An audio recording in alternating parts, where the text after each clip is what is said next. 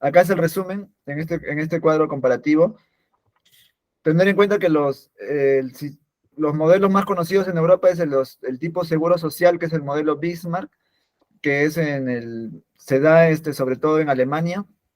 El Sistema Nacional de Salud, que es financiado por impuestos, en el norte y sur de Europa, quiere decir España e Inglaterra, que es los países más conocidos. El modelo de libre mercado que Estados Unidos lo trata de aplicar, pero no está muy bien aplicado, porque les comentaba de que el Estado de todas maneras interviene porque tiene lo que es el Medicare y el Medicaid para personas de bajos estratos sociales o que estén en situaciones de calle, ¿no? Lo que sí es rescatable que en el modelo de libre mercado los privados compiten entre sí, y tenemos que tener en cuenta que la salud y la educación son un bien de consumo más. Entonces, había comentado sobre la salud, sobre lo que dice la Constitución Política. El Estado, lo que aquí garantiza el libre acceso. Es muy importante eso, ¿no? El libre acceso. Por eso que hay ley de emergencia, donde si uno tiene una urgencia, un accidente, siempre puede acudir a cualquier establecimiento de salud público o privado y tiene que recibir una atención, ¿no? Porque el Estado garantiza el libre acceso. Y supervisa también su funcionamiento a través de su salud, que es el órgano regulador. Y el órgano rector, en este caso, es el Ministerio de Salud, que dicta las normas en materia de salud. Entonces, aquí me quedé, aquí vamos a hablar ya del sistema de salud en el Perú. Lo más característico del sistema peruano es que es fragmentado y segmentado, porque tiene varios subsistemas y además no están integrados. No hay una integración de estos sistemas, ¿no? Ni en las obligaciones ni en la producción de servicios, son islas prácticamente, ¿no? No hay ninguna interrelación o interoperabilidad de sus sistemas informáticos, eh, y entonces esto hace que que este sistema peruano sea fragmentado, ¿no? Entonces, digamos que no tenemos un modelo claro aquí. Podríamos nosotros los liberales empezar a construir nuestro propio modelo de salud, ¿no? Entonces, aquí el sector público se divide en régimen subsidiado o contributivo indirecto, ¿no? Que en este caso es por medio de los impuestos. Esto es el CIS, que el órgano rector es el MINSA. Y luego tenemos el contributivo directo, que es financiado por los empleadores, y esto es la seguridad social, es salud. Tenemos también Fuerzas Armadas y seguros privados. En cuanto al Ministerio de Salud, ocupa más o menos ofrece servicios de salud al 60% de la población. El salud cubre más o menos el 30% de la población. Fuerzas Armadas, más o menos debe ser entre el 5 o 7%, y el sector privado es lo más pequeño, y todo, que será un 3%. Entonces, Fuerzas Armadas y el sector privado más o menos proporcionan servicios sanitarios al 10% de la población. Entonces, cada subsistema opera de forma separada, como les mencioné. Cada órgano tiene sus propios financiadores, y los servicios los ofrecen a través de instituciones prestadoras de servicios de salud, lo que conocemos como IPRES, que vienen a ser los establecimientos de salud propiamente dicho, ¿no? Que pueden ser de diferentes niveles, empezando por las postas, centros de salud, hospitales e institutos, que sería lo más especializado. Entonces aquí vamos a ver cómo está más o menos compuesto, quiénes son su órgano rector, quién supervisa. Acá lo tenemos, ¿no? El órgano rector, el MINSA, entonces también dicta normas para lo que es el sector privado y para la salud. Su salud, el órgano que va a supervisar a todos los subsistemas. Luego tenemos quienes financian. Tenemos que el sector social y seguros sociales a través del Ministerio de Trabajo, financiado también, como mencioné, por los empleadores. Luego tenemos por fondos de recursos ordinarios que se recaudan a través del fisco, es el Seguro Integral de Salud, y FISAL, que es parte del CIS, digamos, y que va a financiar enfermedades de alto costo y cáncer y enfermedades huérfanas y raras. Quienes dan por ejemplo, en lo que es las Fuerzas Armadas, tenemos que tienen su propio financiador, ¿no? Que es el Salud Pol. En la población beneficiaria vemos que en el sector público lo que es CIS es población vulnerable, informal, ya incluye también a los no pobres, porque es todo aquel que no tiene un seguro de salud pasa a ser parte de población CIS. Luego tenemos, para lo que es el sector social, el seguro social brinda servicios a los trabajadores del sector formal y sus familias.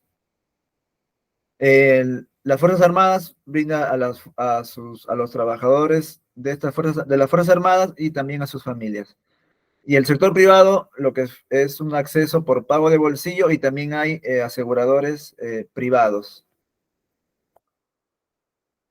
Luego vemos aquí más o menos el porcentaje de afiliados, ¿no? Como mencionaba, el 60% CIS, que serían unos 20 millones, Salud unos 9 millones, el total más o menos de afiliados que equivale a la población peruana son unos 34 millones, ¿no? Para más o menos, para el 2020 es lo que proyectaba su salud.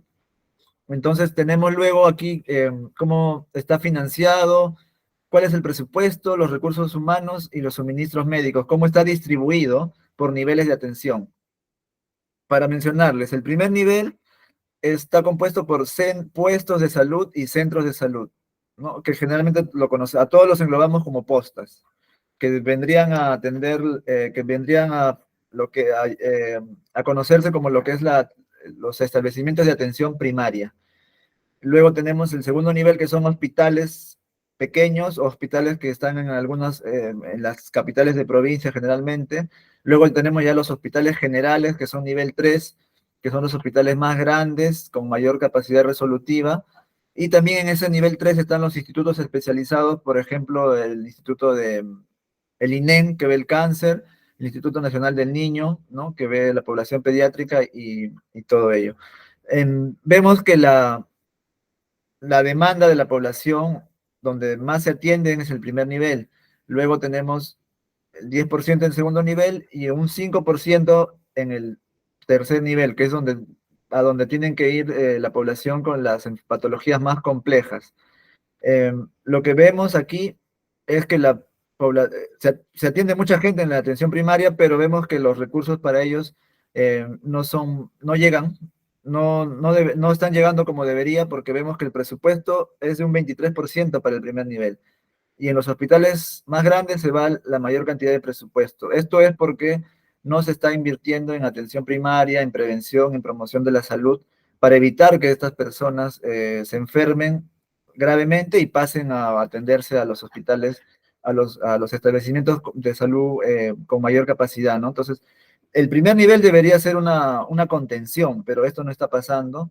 Ya se ha intentado hacer algunas políticas para tratar de corregir esto, pero en realidad no se ven los resultados porque el Estado peruano no es capaz de organizarse, sabemos que hay mucha corrupción, entonces en todos los niveles, entonces esto es difícil de cambiarlo, ¿no? Vemos también que los recursos humanos están más enfocados en el tercer nivel, los suministros médicos, todo es, por eso que se dice a veces que el modelo peruano de salud es hospitalocéntrico, que se está enfocando solamente en hospitales y no en el primer nivel, cuando deberíamos también darle la importancia al primer nivel, porque ahí es donde se puede tratar de prevenir que se compliquen algunas enfermedades. Entonces, ¿cómo actualmente vemos al sistema de salud peruano? Con esta implementación de lo que les comenté, que es la Ley de Aseguramiento Universal, que es un poco copiando el modelo de los países, digamos, con el modelo de seguro financiado por impuestos, que es un modelo estatista, digamos, ¿no? Bastante estatista. Ahora hay más beneficiarios y hay menos dinero para los hospitales y para la atención directa de los pacientes, ¿no? Entonces, aseguramos a todos, a toda la población, pero no hay mayor capacidad de gasto, o sea, se los asegura, pero no se les garantiza que se les va a brindar una atención de calidad, ¿no? Entonces, simplemente es, digamos, tratar de, de dar un subsidio, pero en realidad no se cumple como debería.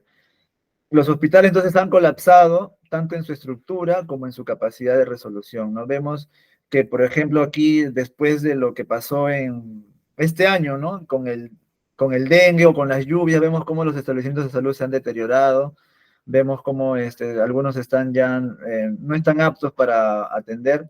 Además, se han hecho estudios de brechas y vemos que se ha visto que el 90% de los establecimientos de salud de todos los niveles en general están mal implementados y tienen una estructura inadecuada, y entonces esto hace que el sistema de salud peruano esté colapsado, ¿no?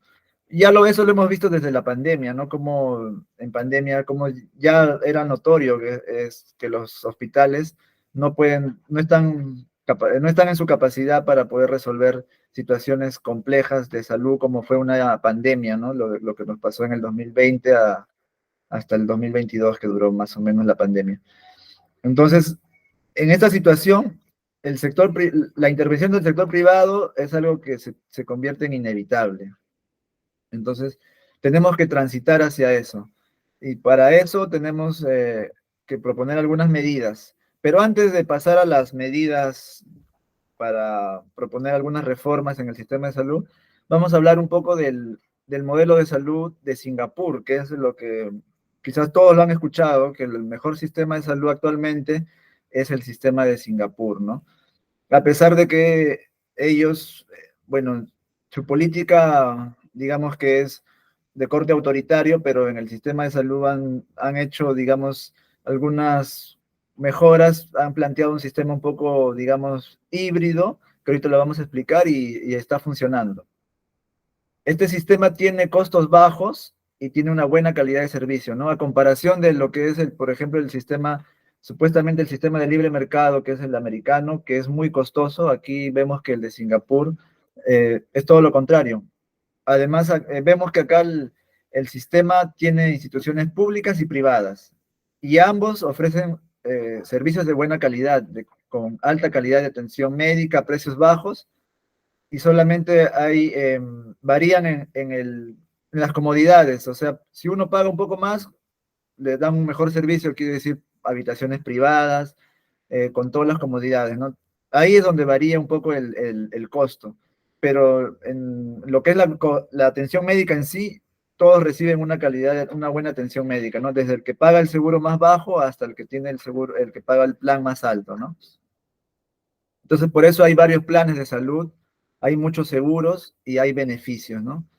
Entonces, y además va a variar dependiendo si es que del estado migratorio también de la persona, ¿no? Si son residentes, van a estar beneficiados, van a recibir un subsidio, ¿no? Pero si son extranjeros, sí tienen que pagar todo su seguro, pero no es un costo elevado. Entonces, como les decía, ciudadanos y residentes permanentes acceden a servicios de salud subsidiados. Lo que sí también es cierto acá es que hay un plan de ahorro obligatorio, que mensualmente ellos están obligados, cada trabajador, a aportar un monto no muy alto a una cuenta. Y esa cuenta solamente la utilizan para lo que es cuestiones de salud o cuestiones educativas, me parece, pero no lo pueden usar para otras cosas, ¿no? Por eso es un plan de ahorro obligatorio, entonces esto facilita la cobertura de salud. Y además, pueden también acogerse a seguros, ¿no? A seguros privados. Entonces, aquí vemos que el porcentaje de gasto público en el sector salud en Singapur es de un 33% aproximadamente, mientras que en los países occidentales es el 75%. O sea, el financiamiento del gasto, lo que es el sector salud. Entonces, aquí está invertido, ¿no? Porque vemos que en la mayoría de países occidentales, el sistema de salud está mayormente financiado por impuestos o por subsidios, y también por los empleadores, ¿no? O incluso por el mismo trabajador. Pero aquí vemos que solamente el 33% es gasto público. Entonces, digamos que nosotros podríamos tratar de copiar algunas cosas de ellos para poder implementarlo aquí en Perú a un mediano plazo. Entonces, hay planes de aportación privada en este sistema de Singapur. Tienen el Medifund, el MediSafe y el MediShield.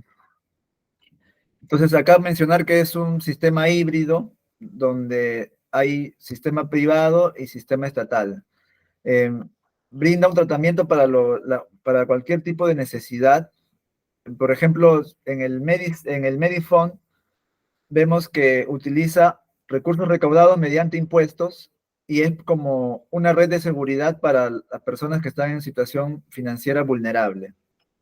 El Medisave es un plan obligatorio que cada individuo o familia tiene que tener su propio fondo privado, como les mencionaba, para usarlo en cualquier momento de necesidad. Y el MediShield, que es un fondo nacional y está reservado para situaciones catastróficas, quiere decir enfermedades crónicas o accidentes, para que, entonces aquí todos reciben atención, ¿no? Eso es algo rescatable de este sistema de Singapur. Um, Vemos que tiene centros, como les mencionaba, tiene centros de salud del gobierno y también privados. Y ambos funcionan muy bien y compiten entre ellos. Y las diferencias de costos entre los centros de salud del gobierno y los privados son muy pequeños. Entonces, lo único que los diferencia quizás es que en el establecimiento de salud privado, el tiempo de espera es muy pequeño, es mínimo. Y vemos aquí en la imagen como incluso hay dos hospitales conectados, ¿no? Es, un, es una red compleja hospitalaria, muy interesante, muy bonita para la vista también. Y además que están ahora con esto de los problemas del cambio climático y todo eso, ahora los hospitales también tienen que estar adaptados a esto, ¿no? Y estos son hospitales modernos que ya vienen, que consumen poca energía, que son, eh, se les conoce como hospitales verdes, ¿no? Para terminar con el sistema de salud de Singapur, vemos que en cuanto al seguro de salud del gobierno, todos los residentes tienen derecho a servicios de salud subsidiados, ¿no? Y puede variar entre un 50 a 80%, o sea que el 20% solamente lo cubriría el usuario. Además, como les comenté, tienen un fondo central de previsión para poder reducir los costos. Y en el sistema de salud privado, los extranjeros, por ejemplo, pueden optar a estos seguros a precios accesibles, que pueden variar desde $75 hasta 400 por cada asegurado. Eh, Mencionar también que la atención primaria de salud se brinda también por establecimientos de salud del gobierno. Aproximadamente solamente hay un 20% y los demás establecimientos son privados, ¿no? 2.000 clínicas privadas. Y recordemos que Singapur es un país pequeño de unos 6 millones, ¿no?, de habitantes aproximadamente. Es una ciudad-estado. Entonces, la fórmula de Singapur, según lo comenta uno de los expertos, me olvidé de citar la fuente, perdón, es un experto comenta que se trata de un sistema que se basa en la responsabilidad individual de los pacientes. Esto es muy importante, ¿no? Promover el autocuidado, ¿no? Porque entonces ellos no tienen incentivos para abusar del mismo porque los gastos van a correr a cargo de su fondo privado. Entonces, para no gastar los fondos que tienen ellos, entonces tienen que saber usar estos sistemas de salud, tienen que saber usar no pueden ir, digamos, por una simple pequeña dolencia, quizás, o sea, tienen que saber en qué momento acudir, ¿no? No abusar de ellos porque todo lo va a correr después a cargo de su fondo. Entonces, acá nadie se queda sin atención. Toda la atención de salud, toda la situación de emergencia, urgencia, está cubierta. Y el paciente cuenta con protección de las autoridades estatales si es que hubiera una negligencia médica, ¿no? Entonces acá hay una compensación si es que hubiera un problema de esos. Bueno, esto es lo que ha permitido, esto es lo que promueve el gobierno es que ha implementado medidas relativas a responsabilidad individual, nuevamente importante eso. Luego, el ahorro obligatorio y el control reglamentario de los servicios de salud por el propio gobierno, ¿no? Entonces, esas son, digamos, sus pilares, sus claves, por lo que el sistema de salud de Singapur es el mejor actualmente.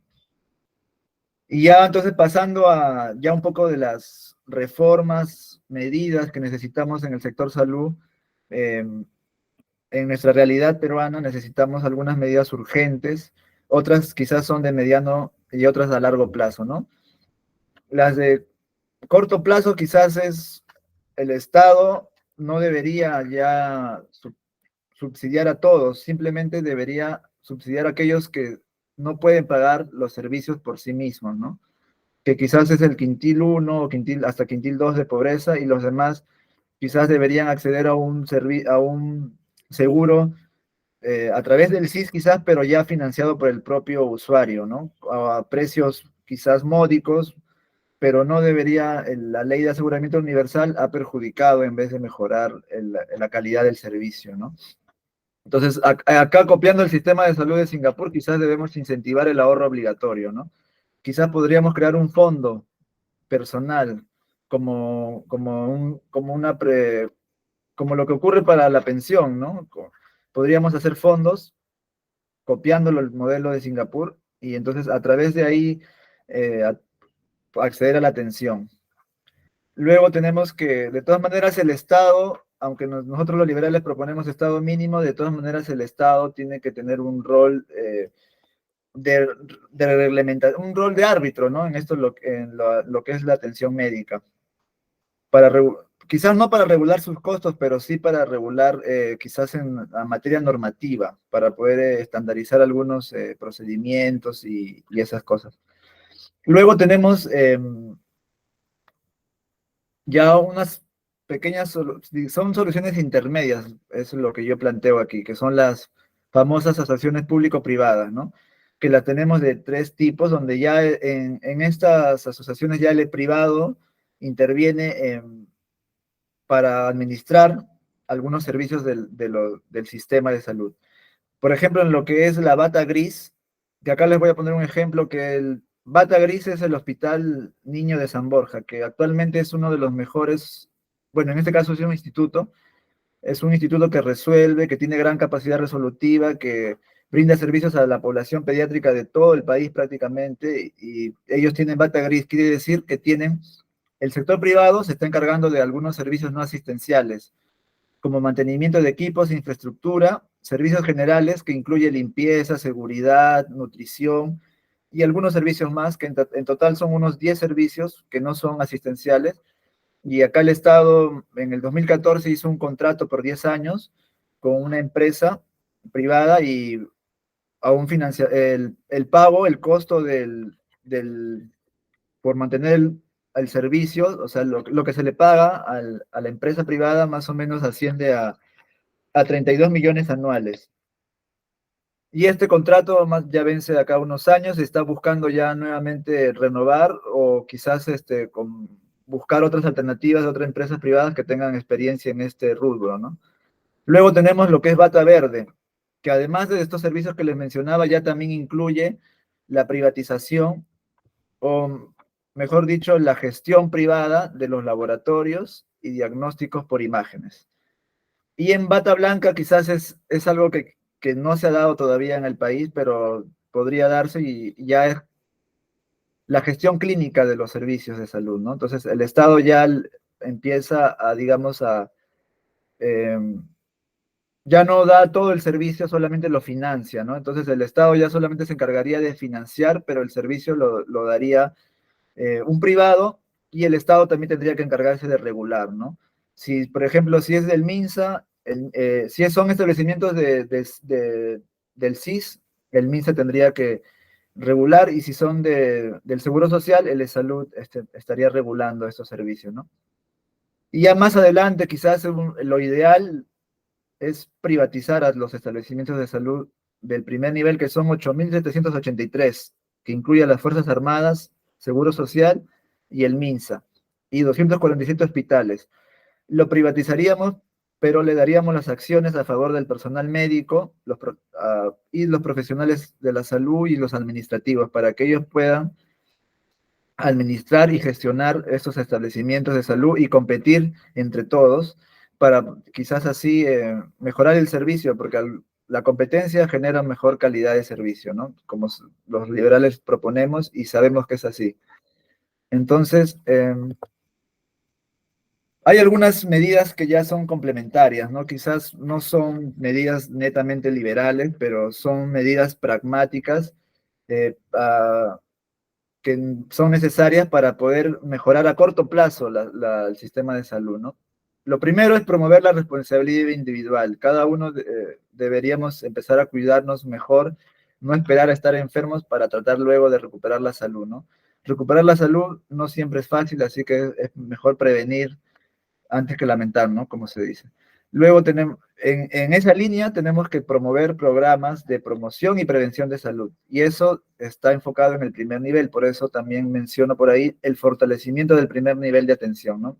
Tratar de revertir lo que es el financiamiento, ¿no? Tratar de darle un poco más de financiamiento al primer nivel. Luego, la salud digital, que eso es muy importante. Que en el país todavía no se da al 100%, la implementación de la historia clínica y receta electrónica no se ha dado todavía en el país, solamente el salud tiene digamos que está un poco digitalizado, pero a nivel MINSA eso recién estamos empezando. La telemedicina se está implementando, se viene implementando desde la pandemia y eso es bueno. Lo que sí nos falta es interoperabilidad de los subsistemas del sector salud. Me refiero a los sistemas informáticos, ¿no? Donde un paciente pueda atenderse en el MINSA y su historia también se pueda leer luego en el salud si es que, si es que fuera requerido de esa manera. Cosa que ahora no se da. Como les mencionaba, cada subsistema es una isla. Entonces, por eso también se propone un intercambio prestacional entre los diferentes subsistemas, ¿no? Se intentó hacer quizás en pandemia, donde tú no podías ir a un establecimiento y luego el MINSA se encargaba de pagar, pero cosa que luego eso ocurrió con los privados que no les pagaron o no se brindó el servicio, entonces no se ha llegado a implementar y que es una tarea pendiente. Igual que las redes integradas de salud, para poder implementar esto, es necesario que los establecimientos de salud coordinen entre ellos por cercanías y poder agruparse en redes, y esto permitiría que el usuario acceda más rápido a los servicios de salud, ¿no? A un acceso oportuno.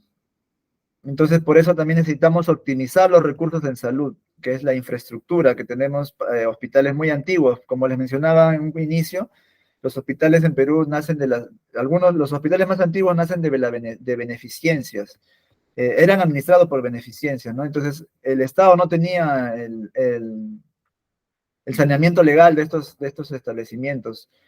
Hace unos años han pasado ya al control del Estado, entonces ahora el Estado recién podría mejorar estos servicios, esta infraestructura de los hospitales antiguos, ¿no? Hospital 2 de Mayo, que les menciono que es el primer hospital del país, luego tenemos Loaiza, que son hospitales muy antiguos.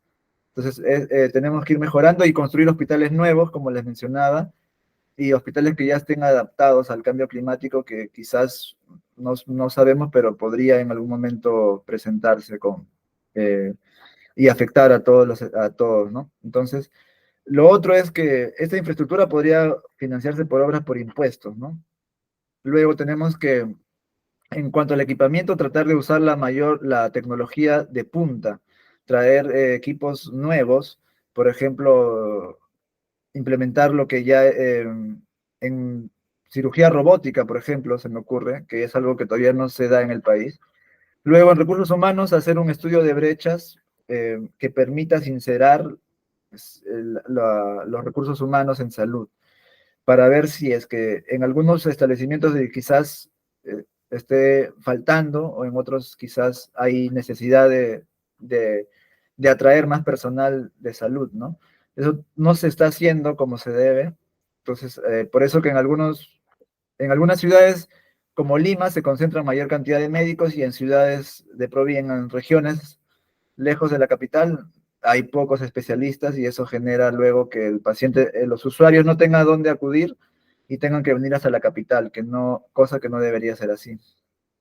Entonces, Podemos también aprovechar, tercerizar la operación logística para que los contratos sean más rápidos y quizás librarnos un poco de la corrupción, porque la corrupción en el sistema, en el sector salud está en los que hacen las compras, ¿no? En el sector de abastecimiento. Ahí la tenemos claro, ¿no? Entonces, al menos por ese lado deberíamos buscar una solución. Y finalmente, como modelo de gestión, tenemos que implementar un sistema de información que articule tableros de gestión y también se tiene que promover la meritocracia. Los cargos directivos deben ser ocupados por concurso, ¿no? Los liberales, eso nos caracteriza que siempre buscamos la meritocracia. ¿Y cuáles serían los beneficios de una reforma de salud? Entonces, habría un aumento de la oferta hospitalaria, mejora la calidad de atención, disminuyen los precios, los costos, se moderniza la infraestructura, los precios de las medicinas caen y el aumento de los ingresos para el personal de salud aumenta, ¿no? Todos se benefician de estas reformas, ¿no? Que esperemos que se puedan implementar si es que el partido llega a tener alguna posición de gobierno en algún momento, esperemos nosotros implementarlo y si no, apoyar a cualquier partido liberal que lo intente, ¿no? Porque el sistema de salud peruano, como les mencioné, no está definido, está fragmentado, no está definido, son islas. Podemos empezar a construir un modelo nosotros desde cero. Y eso sería todo. Muchas gracias por su atención. Muchas gracias a ti, Percy, por esta ponencia. Muy buena, muy buena. Nos has sorprendido. Gracias por haber... por lo pronto he visto que hay un montón de preguntas y que este tema de salud, al igual que el tema de educación, son muy polémicos. Bien,